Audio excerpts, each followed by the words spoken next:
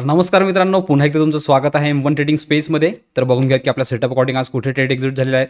आज आपण 2 trade execute केले. एक निफ्टीमध्ये आहे आणि एक बँक निफ्टीमध्ये आहे. फर्स्ट ट्रेड जो आहे तो आपण बँक निफ्टीमध्ये एक्झिक्यूट केलेला आहे. तर बँक निफ्टी आधी बघून घेऊ की एक्झॅक्टली कोणत्या लेवलवर तो एक्झिक्यूट झालेला आहे ते. बँक निफ्टीची ओपनिंग स्लाइटली गॅप अप होती. फर्स्ट कॅन्डल याची बुलिश होती. आज बँक निफ्टीची एक्सपायरी पण होती. तर इथे जे सेंटिमेंट होते या कॅन्डल अकॉर्डिंग ते बुलिश साईडचे होते. जे फर्स्ट डायरेक्शन होतं ते बुलिश साईडचं होतं. बट ही थर्ड कॅन्डल जी आहे याने याचा लो ब्रेक केला. ह्यानंतर टोटली जे मोमेंटम आहे ते टोटली साईडवेज झालेलं होतं आणि स्लो मुवमेंट करत होता. कारण की हा जो हर्डल होता हा इथे प्रोटेक्ट होता. जोपर्यंत त्याच्या खाली जाणार नव्हता तोपर्यंत मोठी मुवमेंट येणार नव्हती. एक्झॅक्टली या हर्डलवर बायर ॲक्टिवेट झाले आणि बायरने याला स्ट्रॉंगली अपसाईड पुश करण्याचा प्रयत्न केला. बट हा जो डे हायचा रेजिस्टन्स होता हा इथे यांनी क्लिअर नाही केला आणि जी क्लोजिंग होती ती खाली दिली.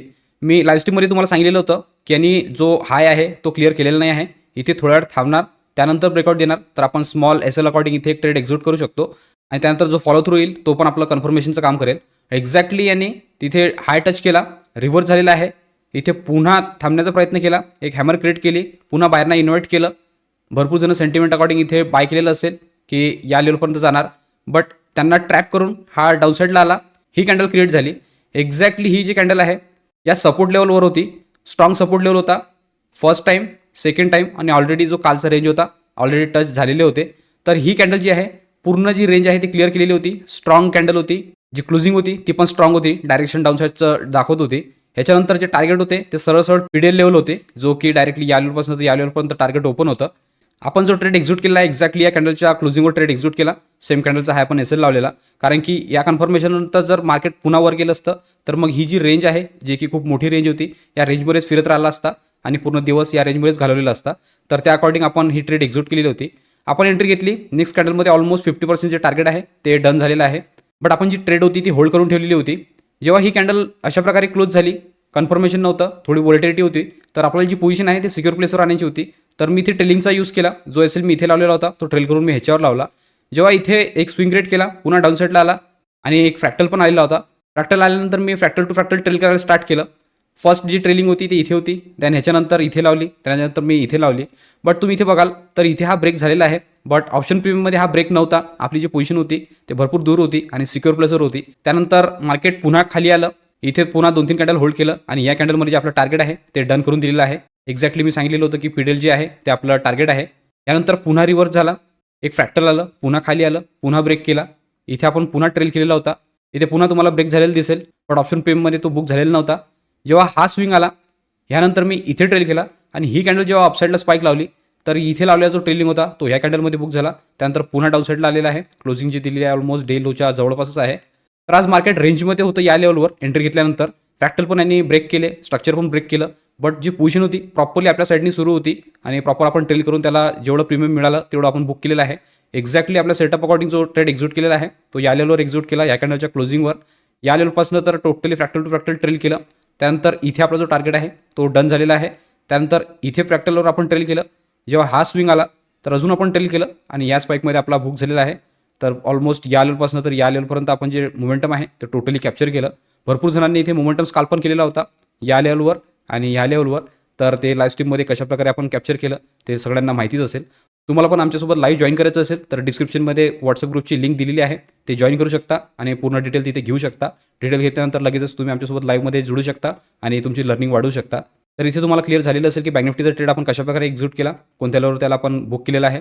याचबरोबर बघून घेऊ की निफ्टीमध्ये आपण ट्रेड कुठे एक्झिक्यूट केलेला आहे ते. निफ्टीची ओपनिंग पण स्लाइटली गॅपअप होती. ऑलमोस्ट त्यांनी पीडीएचच्या जवळपास ओपनिंग दिलेली होती.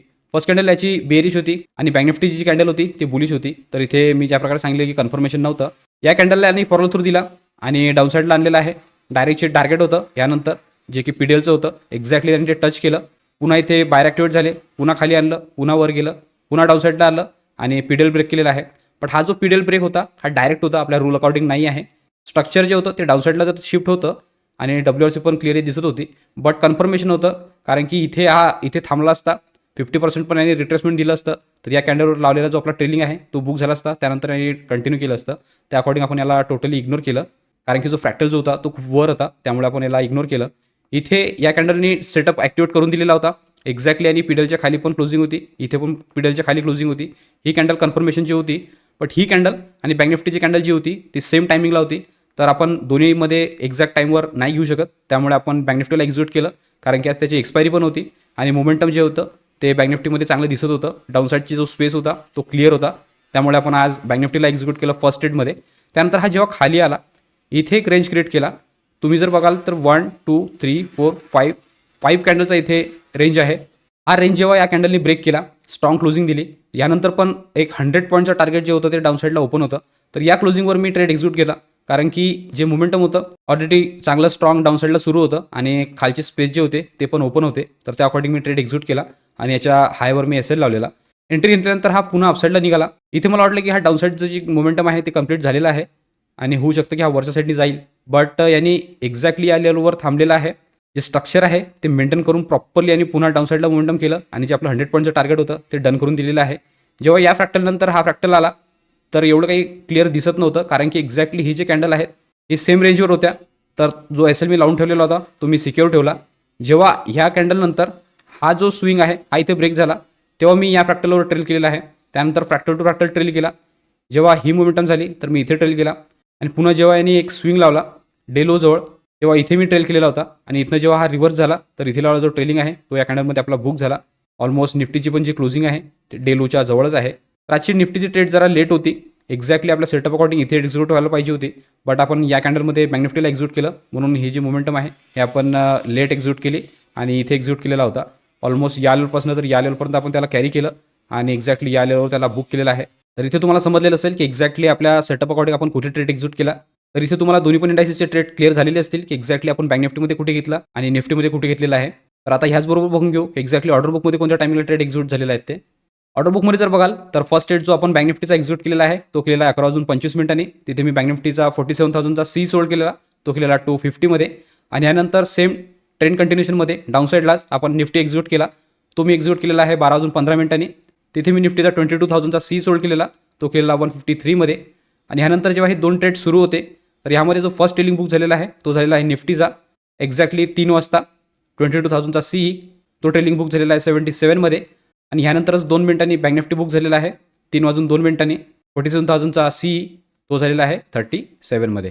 तर आज दोन्ही पण इंडायसेसनी आपल्याला ट्रेड दिले. सेटअप अकॉर्डिंग होते, सायकॉलॉजी मॅच होत होती आणि जो स्पेस होते ते पण क्लिअर होते. त्या अकॉर्डिंग आपण आज दोन्ही पण इंडायसेसमध्ये एक्झिक्यूट केलं. प्रॉपर लेवलवर त्याला बुक केलेला आहे. मग सोबत भरपूर जणांनी लाईव्हमध्ये पण जो ट्रेंड होता तो पूर्ण कॅप्चर केलेला आहे. तर मी सांगितलं की जर तुम्हाला पण जॉईन करायचं असेल तर डिस्क्रिप्शनमध्ये ग्रुपची लिंक आहे, त्यावर तुम्ही जॉईन करू शकता आणि डिटेल घेऊ शकता. त्याचबरोबर रोज मी जे एक्झिक्युशन व्हिडिओ अपलोड करतो यामध्ये पण तुम्हाला काही पार्ट व्हॅल्युबल वाटत असेल किंवा काही लर्निंग मिळत असेल तर तुम्ही चॅनलला सबस्क्राईब करू शकता आणि व्हिडिओला लाईक करू शकता, जेणेकरून येणारे सगळे अपडेट तुम्हाला कंटिन्यू येत राहतील. तर इथे तुम्हाला आजच्या दोन्ही पण ट्रेडचे अपडेट क्लिअर झालेले असतील. तर आजच्या अपडेट व्हिडिओपुरतं एवढंच ठेवू. भेटूया उद्याच्या व्हिडिओमध्ये. तोपर्यंत शिकत राहा, इम्प्लिमेंट करत राहा. गुड लक, बाय.